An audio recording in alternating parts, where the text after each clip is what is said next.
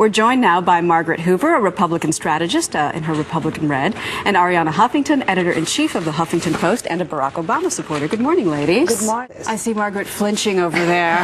What's your response to that? I mean, I agree with Arianna in part. Look, the convention is over, the post-convention bump is over, and what we really have is a race between John McCain and Barack Obama for the presidency. And that's what we're really seeing. And we've also had a very, very clenching week on Wall Street.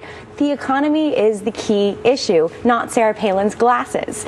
But in addition to that, no one has had the kind of bitter and vitriolic attacks on her the way this woman has in the last 3 weeks. You have had a slew of women who we thought were feminists, who apparently didn't want a woman to be nominated to second highest place in the country, but rather they wanted women who thought like them. And so there have been very, very bitter attacks against Sarah Palin. Things, I mean, that are absurd, suggesting that her child isn't her own, it's the child of her child, suggesting that she wants prayer in our schools and doesn't want to teach science, suggesting that she wants to ban books when, you know, one of the books on the list was Harry Potter, and that hadn't even been published at the time that she supposedly wanted to ban it. Right. That's all behind us. Nobody's talking about that anymore. But good, why do you think that it's right. dropped among women so much? I mean, is the plan backfiring? Wasn't the plan to appeal to women with this choice? But look, this is going to be a race about the economy, and we're going to see John McCain give his prescription for the economy and Barack Obama, and it's really whichever candidate is going to have more traction with the American people in dealing with this single issue, the economy.